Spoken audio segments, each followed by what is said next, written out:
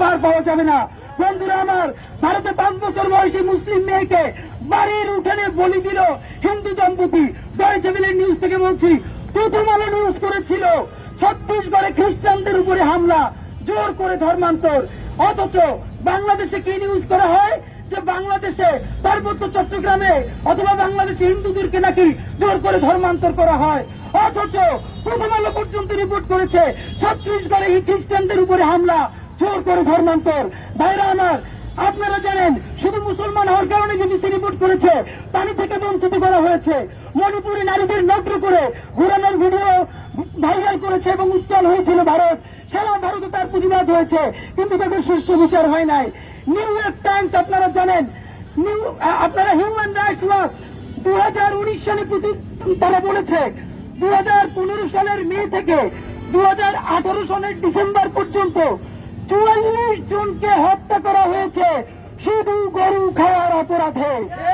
আবারও আপনাদেরকে মনে করিয়ে দেয়, 2019 সালে হিউম্যান রাইটস ওয়াচ বলেছে 2015 সালের মে মাস থেকে 2018 সালের ডিসেম্বর পর্যন্ত 44 জন মানুষকে হত্যা করা হয়েছে শুধু গরু খাওয়ার অপরাধে। আপনারা জানেন ইসলামী শুকুর খাওয়া হারাম, অথচ বাংলাদেশে অনেক ক্ষুদ্র নিগোষ্ঠীর মানুষ শুধু শকুর খায় না, তাদের শকুরের ফার্মও আছে, যাদেরকে আমরা কোট আনকোট উগ্রবাদী মৌলবাদী এরকম বলে ট্যাগ দেন। তারাও কোনদিন কোন শকুর খাওয়ার অপরাধে কাউকে হত্যা করা তো দূরের কথা, কাউকে আঘাত করেছে এর নজির কি বাংলাদেশে আছে? সুতরাং আমরা আপনাদেরকে জানাতে চাই, এইরকম আপনাদেরকে ঘন্টার পর ঘন্টা আমরা বলতে পারবো সব থেকে গুরুত্বপূর্ণ একটা খবর দেখেন, এটা বিবিসি, আল জাজিরা, সিএনএন সবাই রিপোর্ট করেছে। সুন্নিডিন, এই যে সুন্নিডিনে কি হয়েছিল, ভারতে অনলাইনে অ্যাপে কিভাবে মুসলিম নারীদের বিক্রি করা হয়েছে। আপনারা বলেন গত 50 বছরে বাংলাদেশ বা তার প্রতিবেশী দেশের কোন দেশে হিন্দু নারীদেরকে খ্রিস্টান নারীদেরকে অ্যাপে তুলে বিক্রি করা হয়েছে? এই কিন্তু আইএমএ জাহিলিয়াতকেও ছাড়িয়ে গেছে। অথচ এই ভারত অ্যাপে তুলে মুসলিম নারীদেরকে শুধু বিক্রি করে নাই, একজন পাইলট যিনি মুসলিম নারী তিনিও দেখছেন সেই অ্যাপে তাকেও বিক্রি করার জন্য নিলামে তুলে দেওয়া হয়েছে। বন্ধুরা আমার, আপনারা জানেন দর্শকদের আগাম মুক্তির দাবিতে যেইটা করা হয়েছিল আমাদের মুসলমান বোনকে ধর্ষণ করেছিল, সেই দর্শকদেরকে আগেই আদালত তাদেরকে খারিজ দিয়ে দিয়েছে। ভারতের চাকরিতে বৈষম্যের শিকার মুসলিম নারীরা, এগুলো তো কোনো ছোট ব্যাপার, এগুলো আমরা বলতে চাই না। আপনাদেরকে সর্বশেষ দেখাতে চাই, দাঙ্গায় খালাস পেল হিন্দুরা। একটা কথা খেয়াল করেন, গত ভারতের ইতিহাসে যতগুলো দাঙ্গা হয়েছে প্রত্যেকটা দাঙ্গায় সংক্ষিপ্ত আকারেও যদি কিছু মামলা করা হয়, সেই মামলা থেকে অধিকাংশ ক্ষেত্রে তাদেরকে যারা এই দাঙ্গা করেছে সেই হিন্দুদেরকে বাদ দিয়ে দেওয়া হয়েছে। আমরা যতবার হিন্দু বলি আমাদের হিন্দু ভাই বোনদেরকে বলি না, আমরা হিন্দুত্ববাদীদের কথা বলি। আমরা সেই হিন্দুত্ববাদীদের কথা বলি যারা ভারতের চতুর্পাশে প্রত্যেকটা স্বাধীন দেশের সীমান্ত তুলে দিয়ে একটা রাম রাজত্ব প্রতিষ্ঠা করতে চায়। আজকে আপনাদেরকে সর্বশেষ বলতে চাই, ভাইয়েরা আমার, ভারতের প্রত্যেকটা ঘটনা আপনি বাংলাদেশ শুধু না ঢাকা বিশ্ববিদ্যালয়ে মিলিয়ে পড়তে পারবেন। এই রমজান ছাড়া গত 5 বছরের প্রত্যেক রমজানে প্রত্যেক হোলি উৎসবে বাংলাদেশের পুরান ঢাকায় ঢাকা বিশ্ববিদ্যালয়ে আপনারা দেখবেন হিজাবি নিকাবধারী মেয়েদেরকেও ধরে ধরে রং দেওয়া হয়েছে, প্রতিবাদ করেছে, সেই প্রতিবাদকারীকে আরো উত্তপ্ত করা হয়েছে। আবারও বলতে চাই, ইনক্লুসিভ বাংলাদেশ প্রশ্নে হিন্দুত্ববাদী আগ্রাসন মানি না। ইনক্লুসিভ বাংলাদেশ চাই, হিন্দু মুসলিম বৌদ্ধ খ্রিস্টান আজীবনের মতো মিলেমিশে বাঁচতে চাই। কিন্তু যারা আমাদেরকে এই ইনক্লুসিভ বাংলাদেশের প্রশ্নে কোন ধরনের বিচার ছাড়াই শাহবাগের সাথে রিকনসিলিয়েশন করতে বলে, তাদেরকে আউট অ্যান্ড আউট দিল্লি তুষর বলে ঘোষণা করছি।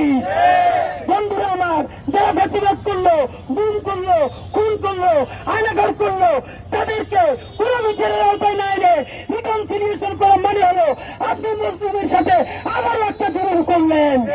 বন্ধুরা আমার, আমরা আপনাদেরকে সর্বশেষ জানাতে চাই, দেখেন গতকালকে ভারত কি করেছে, যে তারা জাতিসংঘকে বলতে চেয়েছে, আমেরিকাকে বলতে চেয়েছে যে বাংলাদেশে নাকি উগ্র সাম্প্রদায়িকতা ছড়াচ্ছে।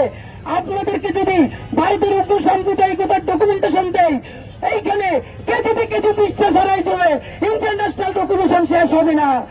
সুতরাং আমরা আপনাদেরকে বলতে চাই, বাংলাদেশ সরকারকে বিনীত অনুরোধ করছি, দেখেন ভারতের ঘটনা আজকে ঘটেছে, আওরঙ্গজেবের কবরকে উচ্ছেদ করা হচ্ছে। এখন যদি অতি উৎসাহী হয়ে বাংলাদেশের কেউ কোন মন্দিরে হামলা করে দেয়, তাহলেই কিন্তু ভারতের মনের মতো হবে। আমরা সেইটা হতে দেব না। বাংলাদেশকে স্থিতিশীল থাকতে হলে ভারতের 20 কোটি মুসলমানকে শান্তিতে থাকতে দিতে হবে। সুতরাং ভারত যেভাবে বারবার বলে ভারতের নিরাপত্তার জন্য বাংলাদেশের স্থিতিশীলতা অত্যন্ত জরুরি। আজকে ডক্টর ইউনূস সাহেব, যিনি আমাদের সিপাহসালার, তিনি বলেছেন আমরা তো বড় মাঠের খেলোয়াড়, আমরা বড় মাঠে খেলতে চাই। আপনাকে ধন্যবাদ দিয়ে আরেকবার বলতে চাই, আজকে এই পররাষ্ট্র মন্ত্রণালয় ভারতের যে উগ্রবাদীরা হোলি রঙের কারণে আমার ভাইকে পিটিয়ে মেরেছে, মসজিদ থেকে দিয়েছে, আওরঙ্গজেবের কবর উচ্ছেদ করতে চেয়েছে, আজকে 6 জনকে পিটিয়ে হত্যা করেছে, অতি দ্রুত তাদের ব্যাপারে অ্যাকশন নিতে বাংলাদেশের পররাষ্ট্র মন্ত্রণালয় বিবৃতি জারি করা হোক। এবং আপনাদের মাধ্যমে জানাই, ভারত যদি ভারতের মাইনরিটির অধিকার ক্ষুণ্ণ করে, মুসলমানকে নিরাপদ না রাখে, খ্রিস্টানদেরকে মুহুর্মুহ ধর্ষণ করে, দলিত সম্প্রদায়কে যদি তার মানবতার জীবন করতে বাধ্য করে, তাহলে যেই সীমান্ত তারা উপরে ফেলে বাংলাদেশ দখল করতে চায়, বাংলাদেশ কাউকে দখল করবে না। তার চতুর্দিকের প্রতিবেশীরাই তার হিন্দুত্ববাদী আগ্রাসন উপরে ফেলবে। সুতরাং আপনাদের মাধ্যমে জানাতে চাই, এই বিশ্বের শান্তিকামী জনতা, বাংলাদেশের জনতা চাচ্ছে ভারতের মুসলমানদের মানবাধিকার ফিরিয়ে দিতে হবে, খ্রিস্টান নারীদেরকে নিরাপদে বাঁচতে দিতে হবে, ভারতের প্রত্যেকটা ইঞ্চি ইঞ্চি মাটিকে এই জনগোষ্ঠীর সকলের জন্য নিরাপদ করে যদি তুলতে না পারে, ভারতের আগ্রাসনের বিরুদ্ধে, হিন্দুত্ববাদের আগ্রাসনের বিরুদ্ধে এই 20 কোটি ছোট্ট বাংলাদেশের লড়াই চলবে।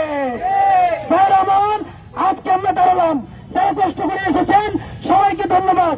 শুধু শেষ মুহূর্তে বলতে চাই, যারা এইগুলোকে নেগেটিভিটি দেওয়ার জন্য ইনিয়ে কথা বলবেন, আপনাদেরকেও বলতে চাই, জনগণ বুঝে ফেলেছে এইসব আঙ্কি বাঙ্কি পলিটিক্স দিয়ে হিন্দুত্ববাদের রাজনীতি বাংলাদেশে আর চলবে না।